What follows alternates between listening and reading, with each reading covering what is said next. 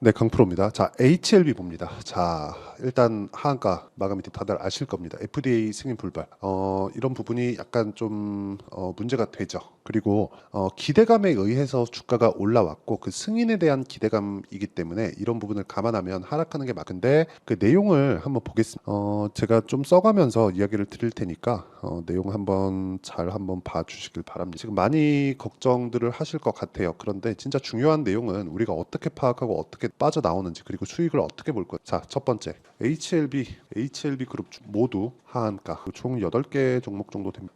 시가총액이 증발한 건 한 5조 원 규모 정도가 잡힙니다. 그리고 지금 하한가 잔량으로 잡혀 있는 부분을 다 합친다고 하더라도 한 1조 원 정도를 매도하겠다고 지금 잔량에 잡혀 있어요. 월요일 날도 상당히 상황이 안 좋은 건 맞습니다. 개인적으로 진양곤 회장을 조금 욕하고 싶어요. 그리고 기본적으로 이렇게 보셔야 돼요. 우리가 알고 있는 리보세라닙 있잖아요. 이건 지금 개발 단계에 들어간 지 10년이 넘어가 있는 그런 상황입니다. 그리고 나서 어느 정도의 효과가 입증이 된 것은 맞아요. 이건 맞습니다. 이건 팩트예요. 그런데 이런 부분을 FDA에 충족시키지 못했다. 그리고 이 내용을 지금 항서제약의 문제라고 이야기를 하고 있어요. 자, 저는 그렇게 생각합니다. 항서제약의 문제다. 아니 뭐 리보세라는 괜찮다. 만약에 이런 구간에 우리가 뭐 판단하고 이것에 대해서 막 자꾸 막 잘못 보고 이러면 지금은 안 된다고 생각을 해요. 어떻게 봐야 되는 거냐? 보시면 HLB는 리보세라닙. 이게 원래는 아파타닙이라는 약입니다. 그리고 이거는 2세대 항암제고요. 그리고 경구제 먹는 약입니다. 먹는 약. 그리고 여기는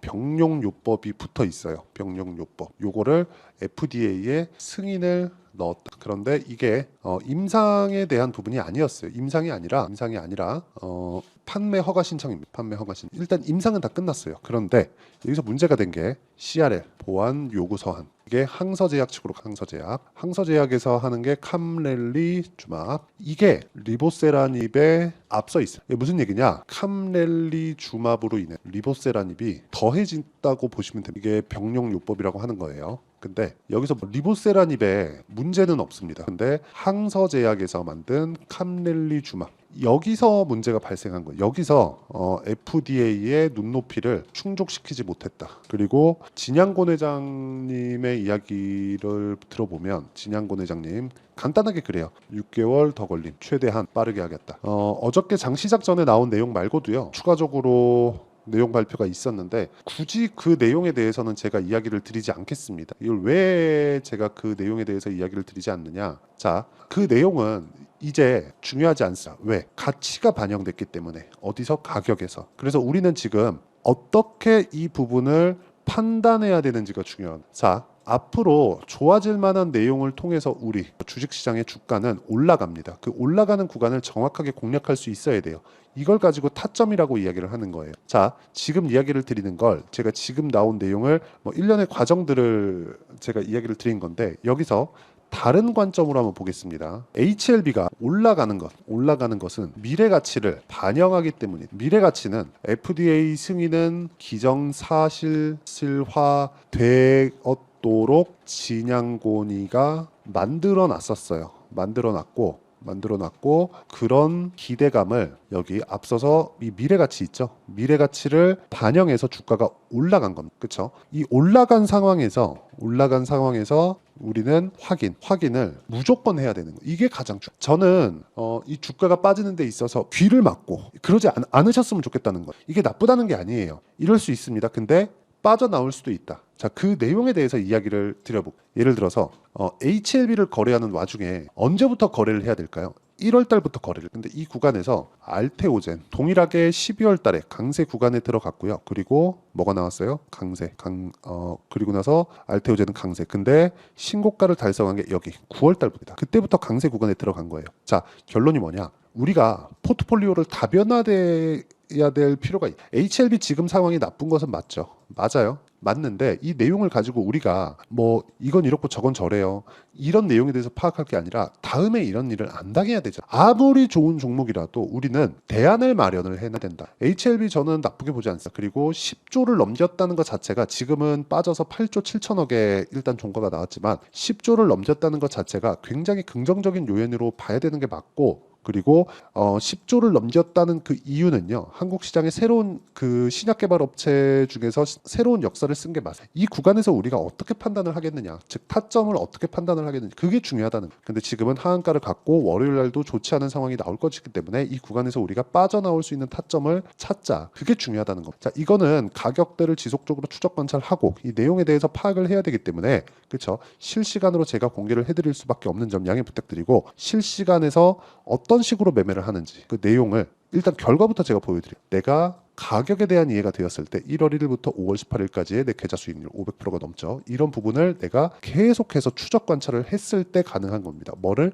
가격을. 우리가 가격에 대한 이해가 되어 있지 않으면 매매 자체가 굉장히 어려워집니다. 그래서 내가 매매하는 구간에서 봐야 되는 건 철저하게 가격 기준에서 봤을 때 이 정도의 수익을 낼 수 있다. 그리고 어떤 종목을 하는지 제가 HLB 거래한 내용을 보여드리겠습니다. 내용 보시면 뭐 다른 종목 말고 HLB가 일단 급하니까 HLB 1월달 거래, 그리고 2월달, 3월달, 그리고 여기 반등을 확인한 이 구간에서 거래. 그죠? 이런 식의 상황을 지속적으로 만들어 왔어요. 근데 이 구간에서 제가 뭘 해야 된다 그랬나요? 가격을 추적했을 때, 즉 신고가 구간부터 거래를 해야 된다. 내용 보세요. 이 구간에 제가 아까 전에 알테오젠에 대해서 이야기를 드렸죠. 알테오젠 여기 강세 구간에서 제가 계속해서 추적 관찰을 하고 있습니다. 자, 결론은 그래요. 다변화시키자. 그래야 우리가 꾸준하게 수익을 낼 수 있다. 그것에 대한 결과는 아까 전에 말씀드렸죠. 이런 정도의 계좌 수익을 낼 수 있다. 그리고 이 내용은 제가 여기 소통방에서 공유하고 있습니다. 자, 지금 굉장히 급합니다.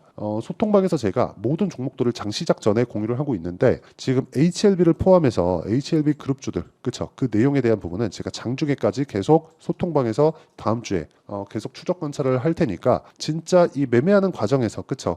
HLB 관련돼서 내가 어떤 식으로 파악을 해야 되고 어떻게 판단을 해야 될지 잘 모르겠다 하시는 분들은요. 소통방으로 들어오세요.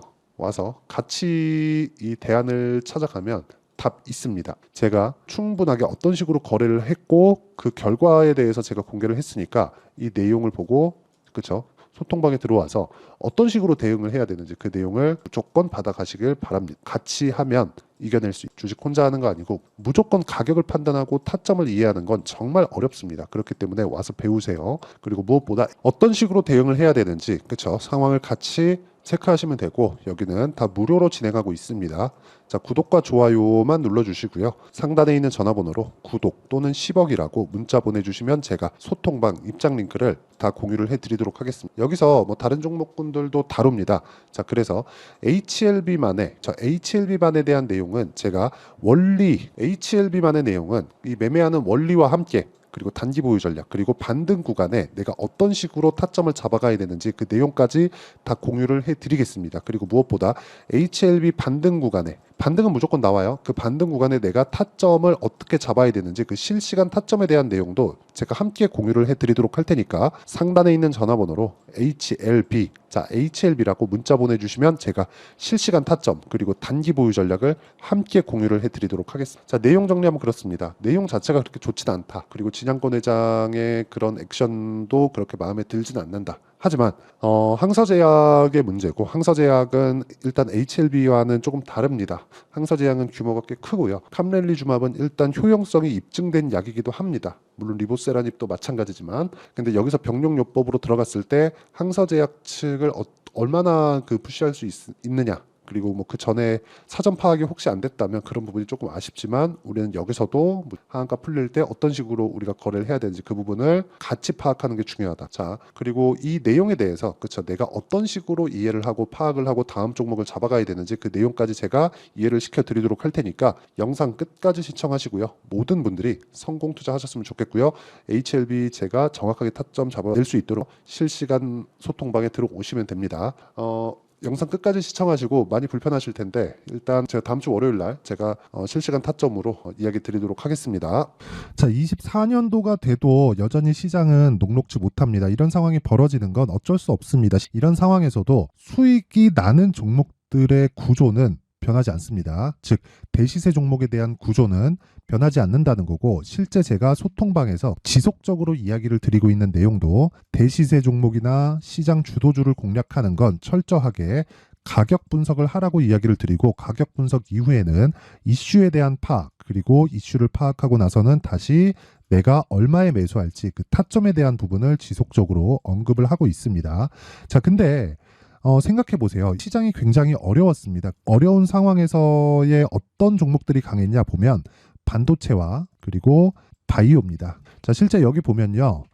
HLB에 제가 실제 매매한 내용을 띄워놓고 보여드리고 있는데 1월 22일부터 매매를 시작해서 4일 동안 31%의 수익 마감이 됐고요. 그리고 여전히 신고가 종목입니다. 자, 그리고 그 다음 어보브 반도체, 이름을 보시다시피 반도체 종목이죠. 그리고 AI 반도체는 지속적으로 강세를 보이고 있습니다. 이 종목도 신고가를 먼저 달성한 이후에 제가 21%의 단기간에 21%의 큰 수익을 내고 마감이 됐습니다. 다시 재공략을 준비하고 있고 이런 부분은 소통방에서 다 공유를 해드립니다. 자, 그리고 코세스. 자, 코세스 같은 종목도 당연히 그쵸, 신고가 종목이고요. 그리고 반도체 종목입니다. 이 종목도 영업일 기준에서 이틀 동안 대략 한 15%의 수익 마감이 됐습니다. 내용을 한번 보시면 어떻습니까? HLB를 포함해서 뭐 30%, 20%, 뭐 15% 이런 식의 수익이 지속적으로 발생하고 있는데 이 세 종목 모두 다 신고가 종목이고 1월 달에 시장이 약세를 보이고 있는 구간에서도 강했었던 그런 종목입니다. 특징점이 하나 있는데 그 이슈에 앞서서 가격이 먼저 반영했다는 거죠. 그렇게 제가 가격을 먼저 보고 이슈에 대해서 파악하는 이유는 결과적으로는 큰 시세를 먹기 위한 사전 준비 작업입니다. 실제로 큰 시세를 먹기 위해서 사전 준비 작업을 했을 때 여기 레인보우 로보틱스 127% 그리고 ISC 98% 그리고 한미반도체 97%의 큰 수익을 내는 상황을 만들 수 있습니다. 어떤 식으로 소통방에서 진행됐는지 그쵸, 그 상황을 제가 이야기를 드린 건데 이런 상황도요 당연히 신고가를 공략했을 때 가능한 겁니다. 자, 그러면 이번에도 마찬가지입니다. 그쵸, 정부 주도의 코리아 디스카운트 해소 방안이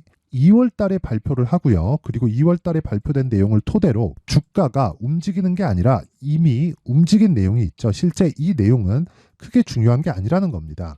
실제 움직인 내용을 보면 자, 기아차입니다. 실제로 12월 달에 신고가를 만들어 놓고 정부에서 입김을 불어 넣으니까 순식간에 기아차를 포함해서 현대차 같은 거대 기업들의 주가가 2주도 채 되지 않아서 40% 정도의 큰 시세를 냅니다. 자, 그러면 우리는 어떤 종목을 봐야 될까요? 이슈를 파악해야 되는 것도 맞지만 철저하게 가격에 맞춰서 매매를 해야 되는 게 당연히 중요합니다. 정부가 주도하는 정책 방향이 있겠죠. 그 방향에 맞춰서 우리가 종목을 찾을 필요가 있다. 자, 그러면 답이 나왔습니다. 정부가 주도하는 방향에 맞춰서 제2의 기아차를 찾는 게 지금은 중요하다. 근데 정부 정책의 방향에 맞게 가자.